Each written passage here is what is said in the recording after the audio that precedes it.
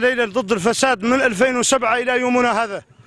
نحن هنا سكان الحي الغربي جملة نطلب إزالة هذه بيوت الدعرة. أولادنا يخدموا في الشرايك يضربوهم باللي راه حي مسخ. ما بقت لنا كرامة. ناشدوا كل الجزائريين الشرفاء يديرونا حل لهذا الفسق اللي راه موجود بيننا، وهذا المرض الفتاك، مرض السيدة والزهر والسرطان راهي تنتشر في الحي. بيوت الدعارة هي لب كل مشاكل، هي اللي تجيب الدعارة وهي اللي تجيب المخدرات وتجيب شرب الخمر، وضيعت لنا الاولاد هنايا. الاولاد كانوا يمشوا للقرايه ولاو يفوتوا هنا للدعاره.